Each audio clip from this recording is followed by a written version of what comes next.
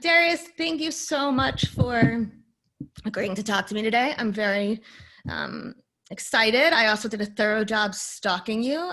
I also went all the way back to 2015 and saw what you wrote about being Black at Georgetown. Wow, you really dug deep there. Yeah, well, guess what?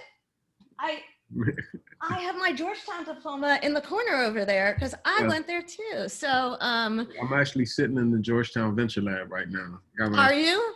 Yeah. Where is that? So I couldn't, but where is it on campus? Because it wasn't there when I was there. No, it's off campus. It's it's literally the closest building to the White House on 14th and G. Oh, nice. Okay. So we're just calling it Georgetown Venture Lab because? Because Ted Leon just wanted to call it the Georgetown Venture Lab, you know. Sure. But no, it's a space that's occupied by solely by Georgetown entrepreneurs. So it's about pre-COVID. It's about 40 of us in here. And so that space was there before, like that was something that was established. It's been around about 2 years now. Okay, so then I don't feel so bad. Well, I graduated in '99, so you probably weren't born. Were you born? I was born in '99. Motherfucker. Okay, that's embarrassing. That's when Eminem was popping. Yeah, that's what I hear. It's funny. It was a long time ago, and yet some things have changed and some things haven't. Like, I definitely, first of all, I interviewed a comedian, Von Michael, recently, and he's the one who was like, you know, you should talk to Darius. Von is great. He's really great. He's really nice, and I liked him a lot. And so we talked about like comedy now versus comedy then, and like when we all thought things were fucked up 2 years ago, and then they really got messed up. But so when I started looking into what you were doing, it's incredible. And I really want to know, you were, of course, the CEO of GOODProjects. Does that stand for anything? GOOD? Or is it just, okay. I'd be a rich man if I had $1 for every time somebody got Really? Okay, then I feel better because I thought it was a stupid question and like. Nah. Because I thought maybe the G was for gentrification and then I wasn't smart enough to do the other letters, so I gave up. Nah, the good is just simply comes down to like we all have this responsibility to go out into the world and try to do as much good as we can. And I like to think that man makes plans and God laughs. And when we were deciding the name for Good Projects, you know, where we are right now as an organization isn't where we were when we started. Right. It was literally just, hey, we want to go out into the world and just do good projects. Like we were in the nonprofit space. And that was really our impetus as 22, 21-year-old guys, just like, let's go out and do as much good as possible. Yeah. And look at where we are now, and we work in the largest housing project in Washington, D.C. Yeah. It's almost ironic where it's like, damn, what does it look like to turn this like place that has been historically underprivileged into a good project? Right. It's a good zone, you know? So. Yeah, I did an internship in Anacostia when I was at Georgetown, and you know, I had no idea what I was working at St. Elizabeth's mental hospital, and I had no idea what I was getting into. But like, it's a different world where like there were people that were in the hospital in the psych ward because basically they had a feud with their neighbor, and the neighbor was like, "Well, I'm gonna Irwin Act you and tell them that you're a danger to yourself or others. And then you have to go to the hospital for up to 72 hours. And it was like, it was very shocking. And it was like a whole different set of rules, I guess. Like it's still, people can't believe it when I tell them this, like this was a way for like to, revenge your neighbor. And it was probably, well, certainly more peaceful than anything else, but like it was a mess in '99, so I can't imagine what it's like, now. And I know you've managed to really make a difference. I saw on the GOODProjects.com website that the goal was to get 500 families out of poverty by 2030. Yeah. That's amazing. How do you do that, and how do you do that now during COVID? Man, I get asked that question also all the time. And I don't Motherfucker, know. I want to say something interesting, but I can't. Okay. No, I'm not saying that to knock you. I'm just saying it's like every time I get a little pushback on my response, because when you look at good projects, I think people look at us through the traditional lens of philanthropy, where it's like, what's your silver bullet to solve these issues that have stretched for generation and generation? And my answer is always simple: is that, we treat the youth and families that are within Yeah. our organization and that we're blessed to be able to have them. We treat them like family. We all got people in our lives, whether it's brother, sister, cousin, uncle, mom, dad, that, are going through stuff that may not be struggling with mental health issues like you experienced it when you were working at St. Elizabeth, but, may be struggling with getting a job, or Sure. maybe struggling to pay their rent. We got a lot of people that are the working poor in this country. And when we have those types of folk in our family, we rally around them, we support them. We may be a little upset, they calling us every month for something. We all got that person, but we help them. Right. And then there's no greater joy than to look up maybe a year or two later and see them on their feet doing well. And how we've approached philanthropy and the work that we do with the projects is the same way. It's like something that one person needs might not be the same thing that another person needs. Who am I to come into a community and say, all right, we're rolling out this one program and everybody needs to enroll? Everybody might not want to do STEM. Everybody might not want to be a construction worker. Everybody might not want to go to college, and it's our responsibility, if we're loving the people that we work with the way that we would love our family, to provide every opportunity to them and allow them to create a pathway for themselves. So for us, it looks like a number of different things. Obviously, youth programming is where we've kind of made a name for ourselves, and we continue to do that, making those long-term investments in the young people, saying like, we want to create a generation coming out of this Southwest community of young people that never touch poverty, that never experience high levels of violence, and we're invested in that. But at the same time, it's going to their parents and saying like, hey, you could be a grandmother at 55 in this community. That doesn't mean that your life is over. That doesn't mean that you can't achieve your dreams. And let's goal set and figure out, what do you want to accomplish over the next 12 months? And hey, here's our family success coaches that are going to help you get there. But that starts at a basic level too with them, making sure that we're doing our part, not just as an organization, but as a city, to make sure that families have, housing that's not riddled with mold, or, you test the air quality and you saying, this is the reason everybody in here got asthma and emphysema. Like, there's it's kind of a two-way street. It's things that we hold the youth and the families accountable to, but at the same time, things that we hold ourselves accountable to, going back to this idea of love. It's a certain environment that anybody should want to grow up in. And, we make sure that we provide that for our community. Right. And I also know that you treat each community that you go into differently, and you go in listening, which is huge. And there's, on your Instagram, there's a picture of you sitting down, talking to someone across from you. And there's like a huge Black Lives Matter banner in the background. And I'm obsessed with that picture because, research shows like the best way to overcome whatever biases you have, whether it be like, racism, bigotry, sexism, whatever, is to bond with someone different than you over the things you have in common, rather than the things that are different. And that picture, I don't know, to me, there was something to be said about it really represented, I guess, the way you treat your corporation, and also something that people need to understand, is like to listen first and foremost. And I think that's what you guys do, and that's why you've been so successful.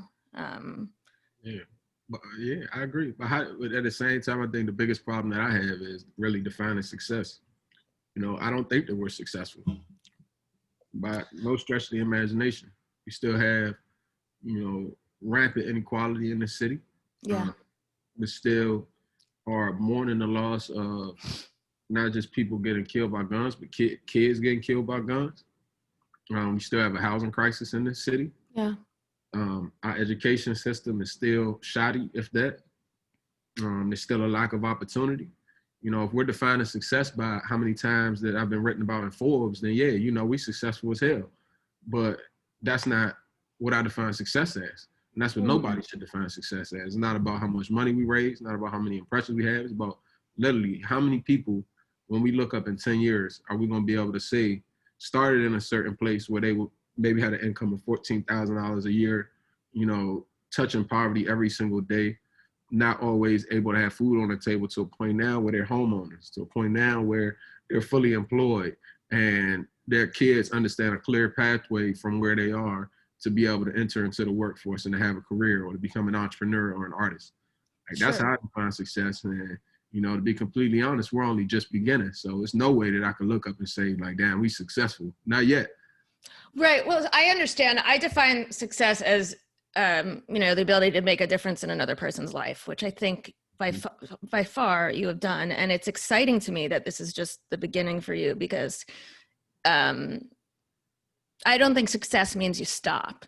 You know, I mean, in my job as a psychologist, like it's a one-on-one thing. And, you know, some, you know, for me, if I help a little person a little, you know, does that mean it has anything to do with the money? No. And I learned that hard way. No one goes into psychology to make money. They go into it because they're a schmuck. So, but you are doing great things. And Forbes magazine is cool and all, but I don't math at all. I almost failed stats at Georgetown, which meant that, you know, so to me, it's that's crazy. I did it too. That was hard. to me, it's not a, you know, whatever. It's not about Forbes or a money issue. It is about the change that you make and the difference to make, and the hope that you give people. I mean, I saw Karza Posey. Am I pronouncing that right? Karze, yeah. Karze, thank you. Who's 13, and you guys set him up for like a fashion company, the Respect brand, and that now, like that's success. That's making a difference, and bringing hope to others. The same way I think your story and that of, you know, your two partners, Danny and Troy, also brings hope to others. It's a success story and an honest one. You know. Yeah, no, 100%. I think that, but I think it's exactly what you're saying around Karze. I operate from this practice where, you know, somebody else might have said it, but I coined it as giving. This being a believer. Like the Bible always talks about, you know, give without asking for anything in return. You know, if your right hand gives, your left hand shouldn't even know what it is, you know. But most importantly, the more that you give, the more you receive. Every time you put something out there, you know, you just plant a little bit of seed. Right. That's gonna come back to you tenfold. So I think growing up in the household that I grew up in, you know, having a mother that's a teacher, having a father that's a police officer, grandmother working in the church, grandfather driving a bus, you know, like everybody in my family, social workers are doing something, you know, like it was always inevitable. Like you became a way of life, like to serve. And I saw how that was reciprocated, not always in money and monetary value, but just the amount of love we have for one another. Yeah. So now here I am as an adult, you know, particularly now, you know, transitioning into manhood, and I'm a living testimony of that. You know, look, even the blessing to be able to be on your show today, you know, for people that I've never spoke to before, to be hearing about the work that we're doing. You know, it's great to be able to come on I joke about Forbes, you know, but it's great to be able to come on these spaces and talk about the work. But none of that would be possible if it wasn't for the guys like Karze. They're the success. You know, I give in the hopes that the more that I give, you know, the more blessing that's gonna roll back. And they do. Yeah. Every day. I'm a selfish giver, and I own that. You know, I'm a selfish giver. What is a selfish giver? Because there's no greater joy than to give. Oh, okay. Like when I'm helping our Karze, you know, and here's the thing, you gotta be, there's a little spark, you know, it's like the only way you can really be is a selfish giver, because if you give with a sense of like disdain or, you know, a lack of gratitude and the ability to serve, then you will end up messing up your blessings in a way. Like where I give with a servant's heart. Like it's no greater joy to being able to sit down with a young man or a young woman and be able to help them. It's no greater joy than to have some extra money in my pocket and be able to, you know, give it to the guy in front of the store, or we're working on the school in Africa. You know, I'm self-funding that. You know, we're doing a lot of the projects now. We're standing up a purpose party. That's money I'm putting out of my own pocket. You know, like there's no greater joy than to be able to do these things because time and time and time and time and time again, when you working with the right reasons, when you operate with the right intentions, when you lead them with love, like God gonna come back and he gonna sweep you off your feet and say, like, God damn, brother, like, thank you for having faith in me. Like, you know, I think that's a little bit of what our generation lacks, but, you know, I hope to be a living testimony of it. It's like when you go out here and you operate with love to try to help people, like everything works itself out and you become the richest person in the world. Like, and you don't even recognize it because you're so in the middle of it, you know? But it's so nice to hear, like, we're living in such angry times, you know, like, and angry over stupid things. Like, I mean, I just, like, there is an anger that is, you know, acceptable, and then there's the idiots on my local Facebook group that are arguing over it. Like they could say the same exact thing and they'd still fight each other about it, rather than like a bigger picture. Or, you know, people that were refusing to wear masks because it was this claim that it was against our constitutional rights. And you know, I feel like we're generating our own things to get angry about, and so it's so nice to hear you know, speak of the love and of the giving and of, you know, that connection. Well, anger, it's nothing wrong with anger. Even Jesus got angry. You know, I don't know if you know about the story about Jesus coming to church, he flipping over tables, cursing out people. You know, like, yeah, anger isn't necessarily the sin. It's where that anger leads to that becomes the sin. Like, you know, at the end of the day, people have a right to be angry. This country is not in the place that it's supposed to be. Like, you can't preach a concept of the American dream and provide everybody the opportunity to it. You know, we just did a dream, and I think that whole experience for me was more of a research study to listen and learn more than anything. And, you know, it was like straight down the line. Half the people think the American dream still exists. Half the people was like, not a moonshot. You know, and at the end of the day, if I'm somebody, take the kids that are growing up in the community that we growing up, that we work in Southwest DC. Mm-hmm. Here they are waking up every single morning, just literally before they ever leave the house, looking around their home and seeing mold, looking on their floor and seeing rat feces and cockroaches, and then walking to the refrigerator, opening it up and seeing that there's no food. But then they go and knock on their mother's door, and she may have been working, you know, 12, 14, 16 hours the day before. And she tired now, so she can't even wake up to give them a kiss in the morning, telling they love them. Right. You know what I mean? So here I am, a child growing up in this environment year after year after year. And then when I go out, when I turn 50, and then I turn to the street, so I'm angry. Right. And then everybody gonna say, like, what's wrong with that kid? You There's know? A lot to be angry about. And that's an extreme situation that's happening here in the Black community. Right. But take that story and translate it to whatever community, whether it's Appalachia or Arkansas, you know, here in the country, people are living these experiences. And then when you do have somebody like, you know, the leaders that we're seeing that are coming in, stoking the flames, saying, hey, I'll be your savior from these experiences, people are like, hell yeah. And they're also giving them permission to be angry, where everybody else has told them you have no right to be angry, or why are you upset, or, oh, you need to go see a psychologist or a therapist. Like, people have a right to be angry. I'll be the first one to say that. But people in positions like me, people in positions like you, people in positions like our elected officials and our thought leaders and our business leaders, we have a responsibility as people that do have privilege and do have power to work constantly to try to make this country more equitable. We have to work constantly to be examples of what love looks like in this country. We have to work constantly to show examples of what righteous anger looks like, not just anger that's all over the place and targeted at people. Yes. It's not the people that's the problem, it's the systems that we have to work against. I agree 100%. And I was not by any means saying that people didn't have a right to be angry about some of the shit that is going on. And I'm very angry. That's not what I'm talking about. I'm talking about the pettiness that erupts because this climate is so charged. And so, you know,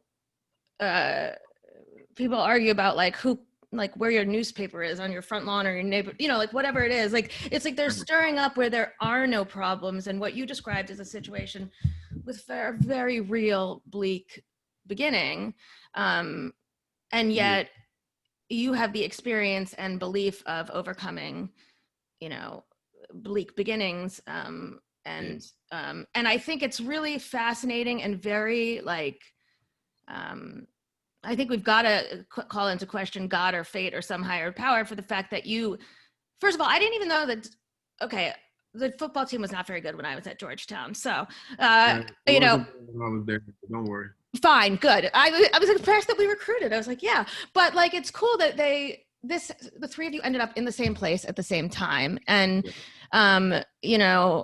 And that you had this experience on each other, or, this experience with each other and this influence. And it sounds like you really grow and change and work well together, and have started this wonderful thing, and you're right, there aren't a lot of minorities at Georgetown at all.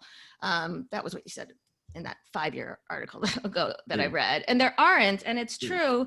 I'm Jewish, and I went to Georgetown, and I asked a question about a word that he had said, the professor had said. It was teaching the problem of God class or theology or whatever.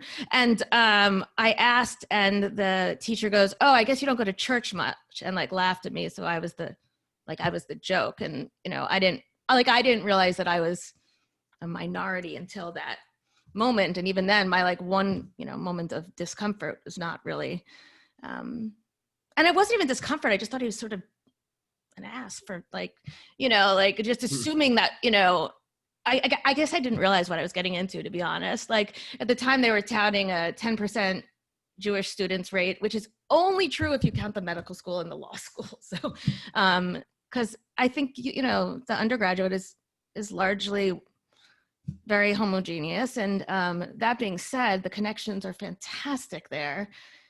And you managed to, to really, God, I can't imagine how you guys, like, applying for a government grant is a lot of work. And like, that's what kicked the, that's what got you your first, I think that your first dip. And I think I heard you say on another podcast that on a whim you applied for the government grant, and I just started laughing. I was like, on a whim? That takes a lot of work. It's really complicated. Like you downplay it. You downplay all the hard work, and also that's feedback. That's feedback I get often, but it's just understanding that. And my mentor right now would shoot me in the foot for saying this, but I just understand where my blessings come from.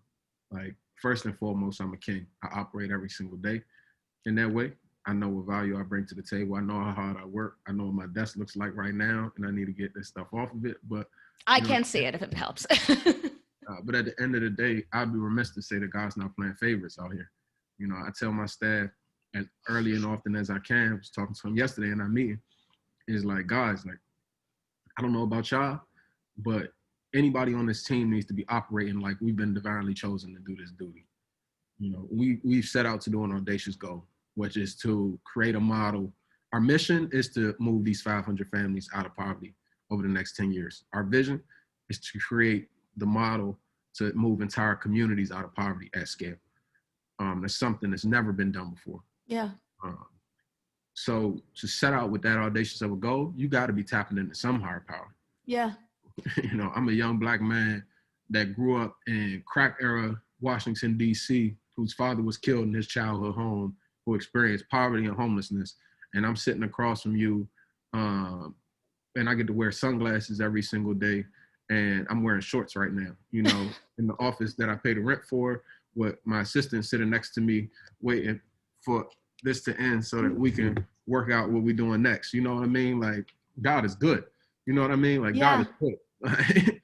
So, yeah, the hard work is one thing, but, shoot, like, I'll be damned if I sit up here and tote my greatness. It's going back to the selfish giving. Yeah.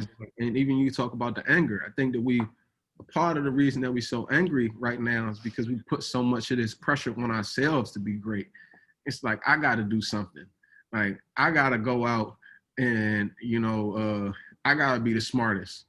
I got to work the hardest. I got to go find this. I got to do this. Da, da, da, da, da, da. And even take the spirituality out of it. It's like this understanding that we're not dependent on a higher power, let alone each other. Right. Like, and my ability to be dependent on a higher power makes me more freely to be able to be dependent on other folk. So I'll be damned if I ever sit up here and say that I've had a level of success. No, because nothing I've done has been alone.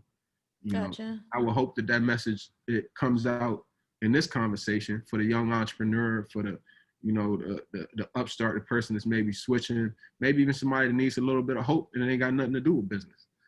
Like, sometimes you just got to bring it all to the stage and be like, hey, this is where I'm at with it. Can somebody help me? And you'll obviously realize along the way that there's usually people that are conspiring for your greatness, not for your downfall. Yeah. And I think that I realized that secret early on. And like, here we are today. Yeah, which is amazing. You said take faith out of it, but I have to think that your faith in God is a part of what I guess kept you strong, made you strong, you know, something to believe in and look forward to. Do you think that you know, I mean, listen, connections with the church or whatever religious organization are very common in like resilient children or resilient adults as they grow up. So, you know, it's a huge part of one's success is this connection and this belief that you're part of something larger than yourself. Yeah, 100%. You know, 100%. But, you know, the same way I can sit up here and tell my testimony about like where I am now, you know, career-wise, I may be only a few steps ahead of where I was, you know, 6, 12 months ago. Joy-wise, I'm a mile ahead. Like, and that came from, like I said, I can sit here and tout the successes of, you know, my faith now, but coming out of a place like Georgetown, you experienced that. You know, it was a very homogeneous environment. Yeah. And it was an environment in many ways that tried to break the kid down. Yeah. You know, tried to make me not be confident. It introduced me to certain things that, you know, I know my mother wouldn't like, you know, and I carried a lot of that with me, not only for those 4 years, but the years after. And I really hit a point where I was down. I was down bad, like, and not just like, oh, you know, I shouldn't be out here like drinking, or I shouldn't be out here doing this or that. Like, hell, I want to kill myself. Like, Wow. I'm down bad. To the point that I actually like, I dropped everything. Like, I like Dave Chappelle did and went to Africa for 2 months. Like, but spending that time away helped me to find myself and helped me to reconnect with, call it the creator, call it God, call it faith, call it what, divine energy, call it whatever you want to call it. But that thing inside of me that drives me, and is that light in darkness. I reconnected with it, and I came back with this new energy, like this new, I call it confidence. You know what I mean? Like, Yeah.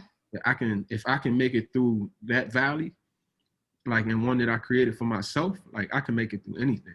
Sure. Yeah, I work a lot with suicidal teens, and it's a load that's really tough to explain to people, and you know, and a lot of people, I think, feel like they can't get through it, or they don't understand it at all, or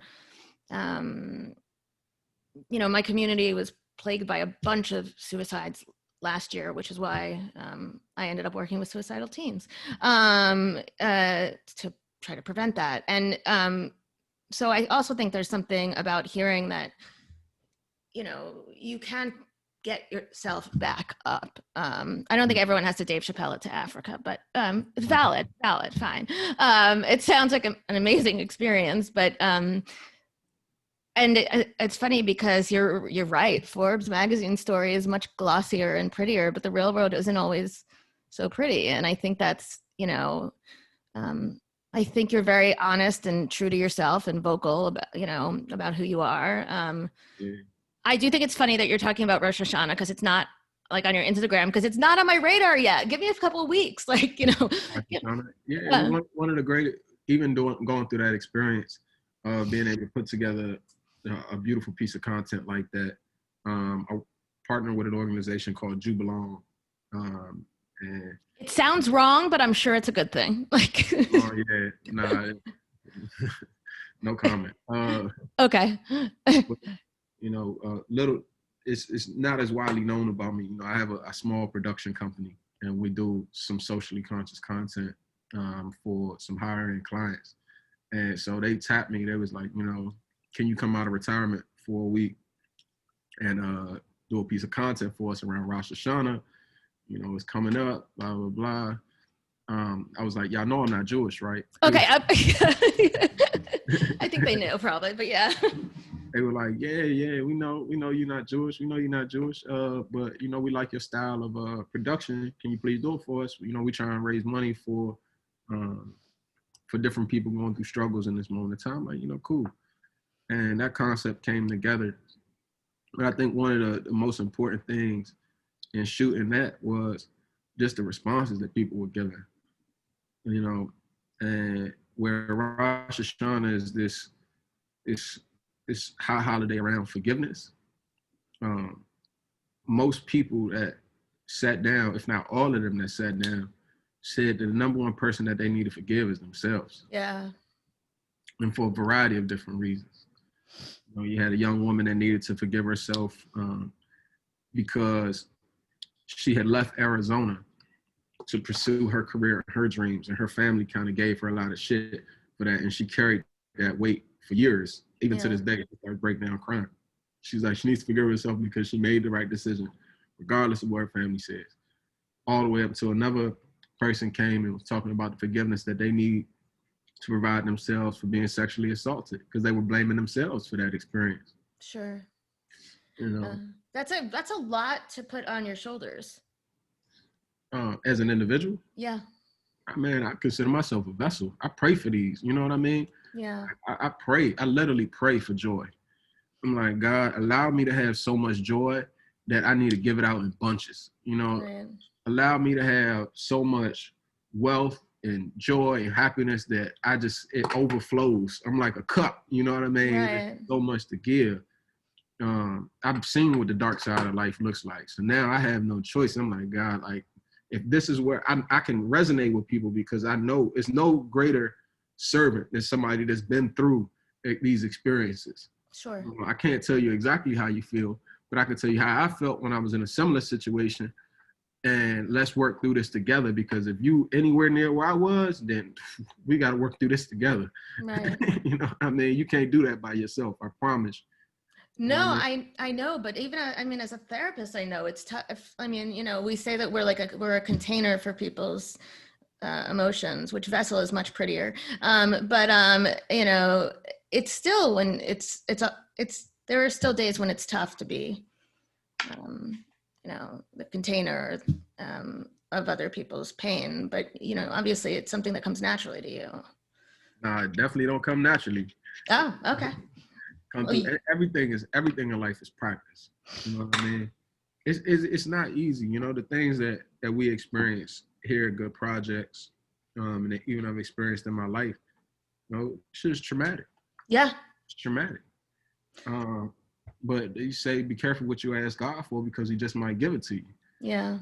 And when you set out into the world saying, hey, I want to solve some of the biggest inequalities that our country has seen in its history, or the world has seen in its history, you can see some dark shit. Yeah. Mother Teresa, we always see the pictures of her smiling, like, happy as hell, but, she saw some dark stuff. Yeah. And the thing is, the same way I talk about, calling on the Lord, or calling on the higher power when I need that energy. Same way sometimes on them dark days, when we done lost a kid, because we've lost kids to gun violence. Davon McNeil, another example of a young man. He used to be in our program. I don't know if you guys are familiar with the story of Davon McNeil. I am not. Can you tell me? A young kid in Anacostia, ironically. He was on 4th of July walking home to get a cell phone charger to go back to a cookout, and was shot by a stray bullet. A kid, no more than 12 years old. That's awful. Kid, yeah. But when stuff like that happens, you have one choice. You can either let it knock you out, or you got to roll the punches and be like, this is even more reason why this work is important. Right. I agree. And I also like the idea that you're creating a better tomorrow for these kids. I like the fact that you're starting with the kids and that it's, you know, it gives them the possibility, and maybe with the eventual goal of hopefully changing that inequality, or, you know, homogeneous, you know, Ivy or near Ivy League education. It's, you know, and I think it starts by example, and that's what you've done for these kids. Yeah, and you know, a perfect example of that is I'm on a conversation yesterday. I do some work in real estate as well. Okay. Wasn't expecting that. Sorry, it was just random. Okay. I own multi-unit buildings and work with the Department of Human Services here in DC to transition mothers that are living in homeless shelters Gotcha. back on their feet. And I'm having a conversation yesterday with this guy that I want to invest in my next project. And I told him straight up, you know, I was like, this is a for-profit venture. I'm letting you know, yeah, it's going to be a lot of social good. I invest most of the capital back into the project. But at the end of the day, I'm trying to build wealth for myself and for you. Yeah. And what I'm doing in the real estate space. He was like, I appreciate the candor. And I was like, yeah, you know, to be honest with you, my brother, I have, he had asked me to start the conversation, how I was doing. And my response was, I'm thriving and I have no choice but to be. And I brought it all kind of full circle when I was telling them about the work that we do in Southwest. And I said, who am I to go into this community every single day and challenge youth and families that have been living in poverty for generations to think bigger than their own expectations of what the world has provided for them, if I'm not doing that in my own life every single day? Yeah. If I don't wake up every single morning and see myself as a king, if I don't wake up every single morning and picture the day where I got my 20,000 square foot mansion, you know, with my kids running around going to not just like pseudo Ivy Leagues, but, you know, all of them going to Harvard, and I'm eating sushi for breakfast, lunch, and dinner. You know? Wait, now Georgetown isn't good enough for us? Come on now. And I'm just saying. I know. I'm Yeah. shooting for the stars here. I'm shooting for the stars. You know what I mean? You know, nothing wrong with Georgetown. Don't get me wrong. There's nothing wrong with Georgetown. I love the school. But like I have to manifest that in my own life every single day. Yeah. Like the work that I do with the nonprofit, you know, only 40% of it is what happens between hours of 9 and 5 with good projects. Right. The other 60% is how am I becoming an example for the kids and the families, so that when they go on falls, when they turn on the television, which happens, and they see me, and then I'm back in the neighborhood with them, they like, Mr. Baxter, you was just on television. Right. I'm like, hell yeah, you can do it too. And you heard me, I was over there talking about you. Like, you know what I mean? I seldom I come on, you don't never hear no interviews of me. I'm talking about, you know, look at me, I'm the greatest, I'm fly as hell. Like, no, it's like, look, let me tell you about these families and these kids. They need to know that somebody is thinking about them, somebody's talking about them, and that they can look at young Black men like myself and say, damn, like I can be that kid. Yeah. Like I can be him. Yeah, we have the same problem in schools. There aren't enough, I mean, depending on the community, obviously, but like there aren't enough, children need to see teachers that look like them. They need to be inspired by, you know, like they need to know that they can be in that place also. And so it's, you know, it's true. I mean, I think what you're doing is absolutely amazing. And I guess, you know, listen, one more question, and this is not a simple answer, but like, how do we fix things? I mean, you're obviously doing it from, you know, from the at-base community level. And, you know, what does someone who looks like me, how do I contribute to fixing things? Yeah. I think it would only be right to end this kind of like on kind of the same tip that is carried. I think it's a basic rule for living, and it's across whether you're Christian, Catholic, Jew, Islam, Hindu, Buddhism, whatever. It's this basic concept is paraphrased in different ways, like love your neighbor as you would love yourself. Yeah. And again, I can go into the philosophy of, you know, philanthropy and, you know, programming and all this stuff. You know, that's that's not going to be the biggest takeaway. If you want to donate to Good Projects, you know, go on our website. You can look at our whole philosophy. Go to goodprojects.org. I don't think that I'm not here on this earth to preach about the basics of philanthropy. I'm here to talk about love. Yeah. Right. And I think what's missed in that line, you know, love your neighbors, you will love yourself. Treat your neighbors, you will treat yourself. We look so much at the neighbor like, oh, you know, I got to treat them better. No, the first thing is, you know, as you love yourself. Right. So you ask, what can you do? You're right. If you don't love yourself, you're not going to be able to love someone else. And Exactly. And a lot of times when we're pointing a finger, it's at someone else. It's related to our own self-love or lack thereof. Exactly. Yeah. Darius, thank you so much. Don't worry. I will plug the, you know what, out of Good Projects and all the other things that you're working on. And I do hope that my listeners go to goodprojects.com and .com or .org? .com. .org, sorry. Goodprojects.org and donate. And thank you so much for doing what you're doing and for making a difference. Thank you. This stuff like this is going to blow up. You know, you're a great host, very witty. I love the comedy. Sorry, the comedy is an accident, but